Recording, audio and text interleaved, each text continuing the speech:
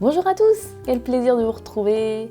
C'est bientôt Noël et je suis complètement fan de cette saison. Voilà, je suis très fleur bleue et petite fée, donc je suis super heureuse. Alors, restez bien jusqu'à la fin parce que j'ai une question à vous poser et ça peut vraiment faire la différence pour vous, mais ça aura du sens seulement si vous écoutez vraiment toute la vidéo. Puis vous pouvez mettre un pouce aussi parce que ça fait monter les algorithmes et c'est cool, comme ça mes vidéos elles sont plus vues et du coup ça aide plein de gens. Du coup, vous avez contribué à aider plein de gens. Voilà. Donc on commence. Alors j'ai mis comme titre la vérité sur les acouphènes parce qu'en fait je me pose des grosses questions depuis peu. Je réalise des choses. Je me dis, faisons un peu l'état des lieux. Alors oui, il y a des choses qui marchent, ça je dirais pas l'inverse. Donc il y a de la musicothérapie, qui a des effets quand même vraiment super chouettes. Il y a plein de thérapies qui émergent au fur et à mesure du temps aux États-Unis, il y a la tinétothérapie, je sais même plus quoi citer parce qu'il y en a énormément. Il y a des opérations même qui se font maintenant, enfin, il y a quand même pas mal de trucs qui marchent relativement. C'est-à-dire que ça va toujours marcher sur une partie de la population.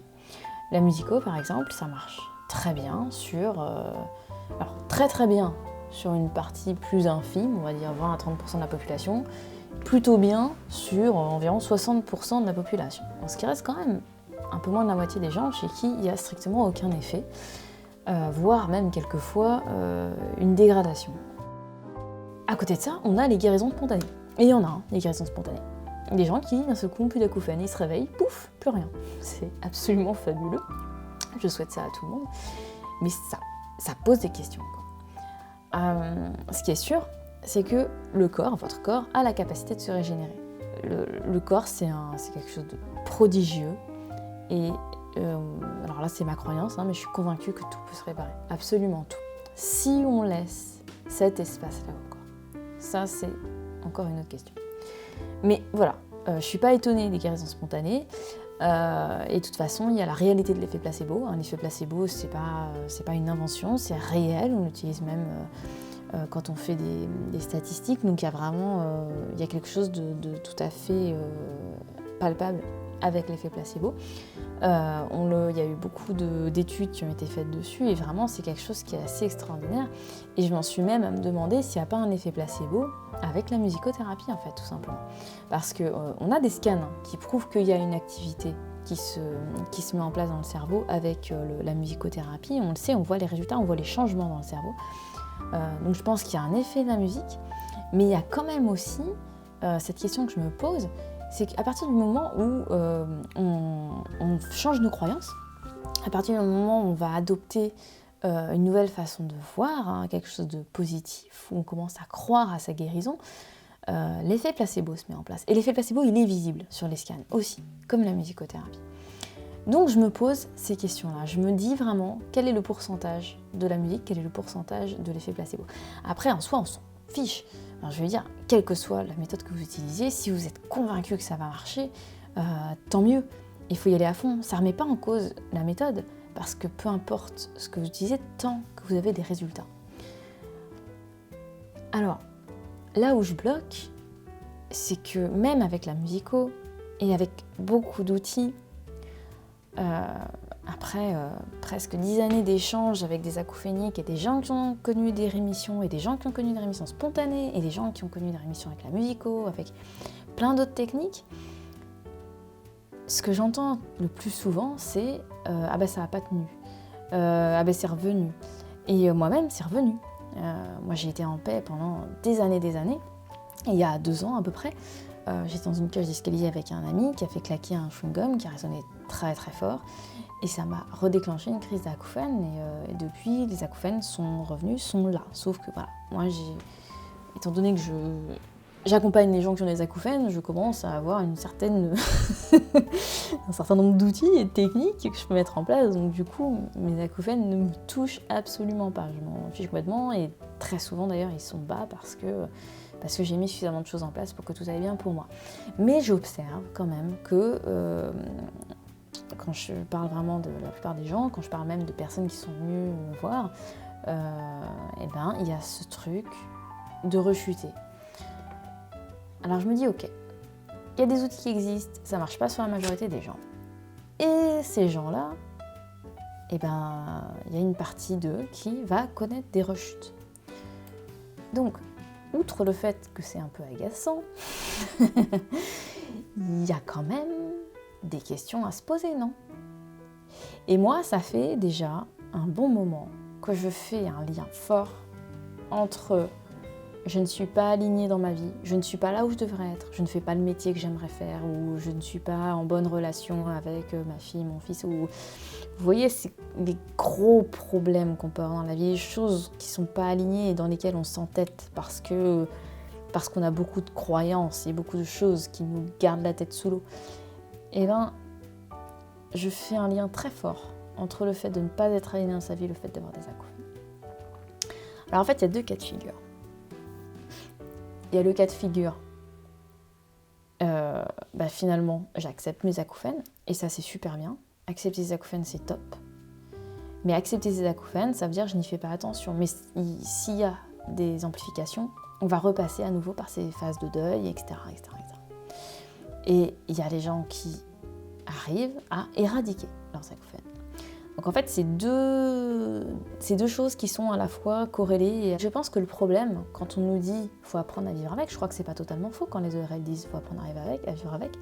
C'est très dur à entendre quand on nous le dit, parce qu'en plus, en général, c'est pas fait avec des gants. Mais au-delà de ça, si je me contente de me dire bon, j'accepte mes acouphènes, je les ai et ok, tout va bien, et ben c'est encore une façon de s'empêcher de guérir. Donc, pour moi, il y a vraiment quelque chose à travailler de ce côté-là. C'est ce que j'ai mis en place maintenant dans mes coachings, dans mes suivis, dans ce que je fais. Et pour moi, c'est quelque chose de primordial. C'est une première chose. Ensuite, il y a autre chose que je crois également. C'est qu'on a sous-estimé le stress. Alors, on parle beaucoup du stress chronique et de ses dégâts. Mais, alors déjà, au sens populaire, ça c'est encore une fois, c'est ma vision des choses. J'ai l'impression que le stress, on l'associe beaucoup à la pression et que c'est pris quand même avec un peu de légèreté. Ça, dans notre esprit, ça reste quand même des choses isolées. Oui, il y a des choses qui me stressent, oui, il y a des cas qui me stressent, mais on va voir ça comme des événements isolés et puis finalement, on ne va pas y accorder tant d'importance que ça. Si je prends une encyclopédie de grande qualité, Wikipédia, je trouve ensemble des réactions d'un organisme soumis à des pressions ou contraintes de l'environnement. Donc on a toujours l'impression que c'est des choses isolées. Mais ce qu'il faut comprendre dans le stress, c'est que déjà il y a 3 types de stress. Et les 3 petits types de stress ont les mêmes types d'effets nocifs sur le corps.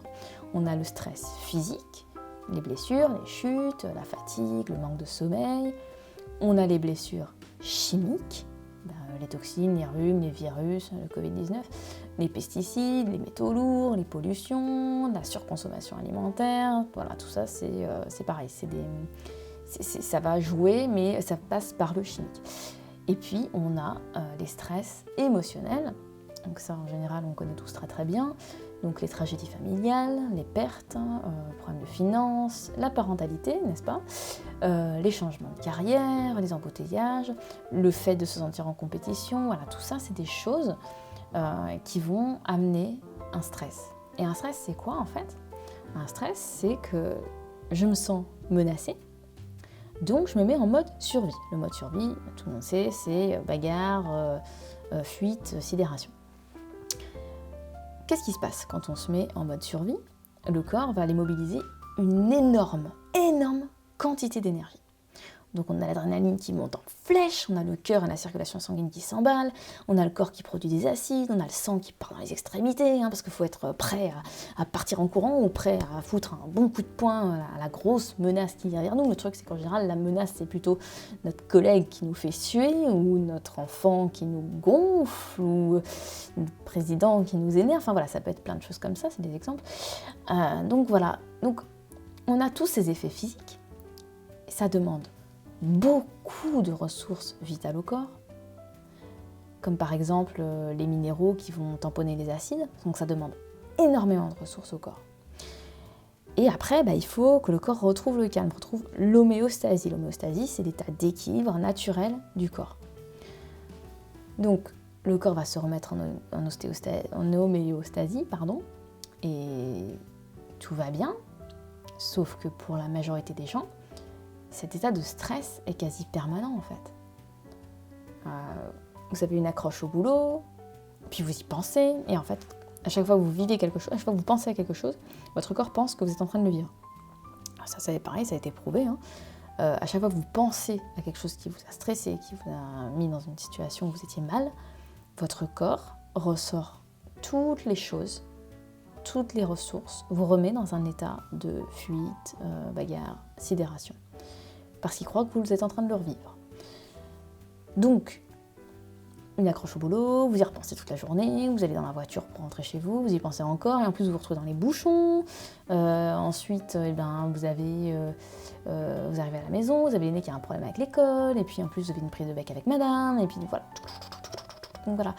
Et c'est pas des cas isolés ce que je suis en train de dire. Alors peut-être que c'est caricatural, peut-être que ça ne vous correspond pas, mais je suis sûre que si vous cherchez un peu, vous allez retrouver quelque chose qui ressemble à votre vie. Vous allez retrouver cet état de stress constant, notamment alimenté par le fait qu'on est tout le temps en train de penser à ce qui nous a stressé justement.